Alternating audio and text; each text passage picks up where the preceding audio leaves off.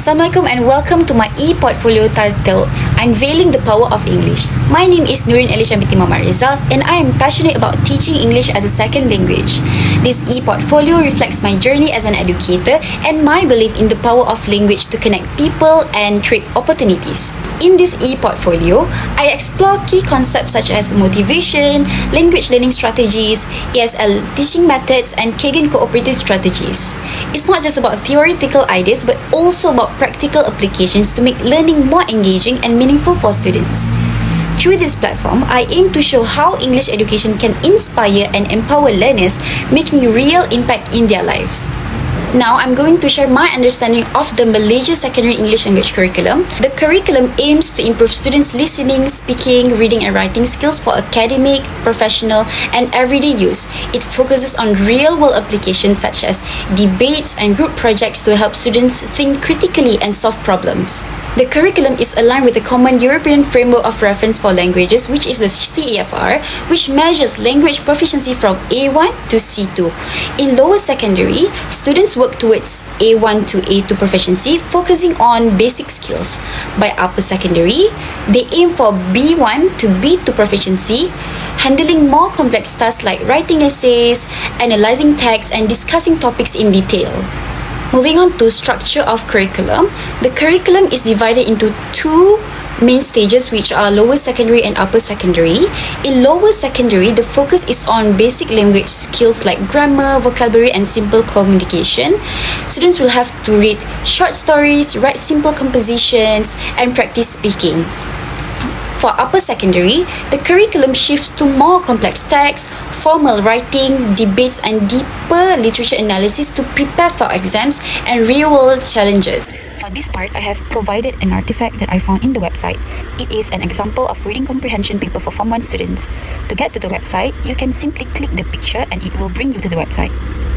Now, moving on to assessment. Assessment is both formative and summative. Continuous school-based assessment PBS focus on speaking, writing and comprehension. Public examinations like PT3 and SPM evaluate overall language proficiency across listening, speaking, reading and writing skills. Some challenges include language proficiency gaps as students from different regions may start secondary school with varying levels of English. Another issue is the heavy reliance on written exams, which may not fully reflect a student's speaking and listening abilities. Moving forward, there's a need to address these gaps and find more holistic ways to assess language skills. Now I'll talk about using intrinsic and extrinsic motivation in the classroom as well as how to spot different learning styles. So how can intrinsic motivation be implemented in the classroom? Intrinsic motivation comes from within, so to encourage it, we can link learning to students' interests. For example, let them choose what they read, like fiction or sport articles. When students care about what they are learning, they enjoy it more. You can also have them create personal projects like writing a story or making a video in English about something that they love. So what about extrinsic motivation? Extrinsic motivation involves rewards. So teachers can set learning goals for students and offer rewards like a homework pass when they meet those goals. For example, organize a competition where students earn points for completing tasks and reward top performers at the end of the month. Moving on to learning styles. So as we all know, different students have different learning styles. So first, kinesthetic learners. Kinesthetic learners enjoy games or role-playing. Second, visual learners. Visual learners like using diagrams or color-coded notes. Third, auditory learners. Auditory learners benefit from listening to English audio, while reading or writing learners prefer reading and writing activities like note-taking. Now, I'll share to you about other learning styles and I'll compare to you about reflectivity and impulsivity. So, reflective learners take their time to analyze and provide accurate responses, while impulsive learners act quickly and often guessing answers. Impulsivity may lead to errors but allows faster skill development. Next, field dependence and field independence. Field-dependent learners excel in group settings, relying on intuition and empathy, especially in inductive lessons. On the other hand, field-independent learners prefer working alone, solving problems logically, and thrive in deductive learning tasks. So the last learning styles is ambiguity tolerance. What is ambiguity tolerance? Ambiguity tolerance is the ability to handle uncertainty and unclear situation. It has its benefits such as encouraging creativity, reducing anxiety in unfamiliar contexts, and helping learners to adapt to new systems. However, too much tolerance can lead to confusion, difficulty identifying important details, and over-acceptance of contradiction, which means learners may struggle to make clear decisions when presented with conflicting ideas. So moving on to language learning strategies, there are 6 types of language learning strategies, which are memory, cognitive, compensation, metacognitive, social, and effective. And these strategies help students learn and improve their language skills. First strategy is memory strategies. Memory strategies help students remember new words. They might use tools like flashcards or create mental pictures to link new words with something familiar. This makes it easier to recall information later. Number 2 is cognitive strategies. Cognitive strategies help students to understand and use language. They might break down sentences into smaller parts or repeat words to remember them. This helps students to learn how the language works. Now, what about compensation strategies?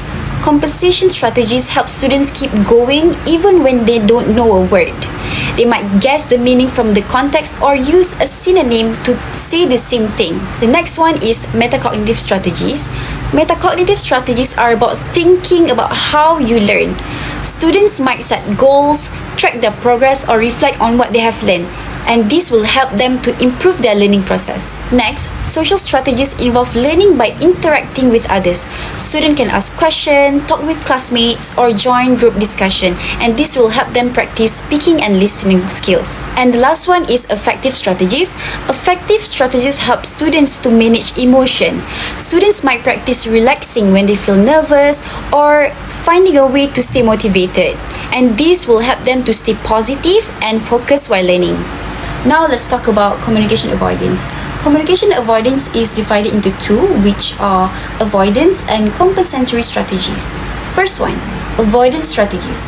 Avoidance strategies happen when a student chooses not to speak or use a certain word because they don't know it. For example, if a student doesn't know the word unfortunately, they might avoid using it altogether and say that's bad instead.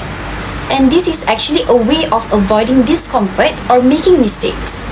On the other hand, compensatory strategies are used when a student doesn't know a word or a phrase, but they're trying to find a way around it. For example, if a student doesn't know the word bicycle, they might say it's vehicle with 2 wheels. And this strategy helps them to keep the conversation going. Now let's go to ESL teaching approaches, but I will just summarize for this part. So to summarize, each theory brings a different perspective on language learning. Behaviors theory focuses on repetition and reinforcement. Innatist theory emphasizes natural ability. Next, constructivism promotes active learning, cognitivism highlights the mental processes, and sociocultural theory underscores the importance of social interactions. Together, they provide a well-rounded approach to teaching ESL. Finally, I'll be discussing about Kagan cooperative strategies. These strategies aim to foster collaboration, engagement, and equal participation in the classroom. So, the main purpose of Kagan strategies is to enhance teamwork, critical thinking, and social skills by ensuring all students are actively participated. The key features include structured interactions, accountability, and an emphasis on communication, problem solving, and peer learning. Some popular exams that I found in the YouTube videos are Think Pair Share and Quiz Trade. So Think Pair Share. Think Pair Share is basically students reflect individually, discuss with a partner, and then share with the classroom. And then next one is Quiz Trade. So what they're doing with Quiz Trade is students quiz each other using cards, making learning interactive and fun. These strategies improve engagement, help reinforce knowledge, and develop interpersonal and social emotional skills. They create an inclusive classroom where learning is active and collaborative.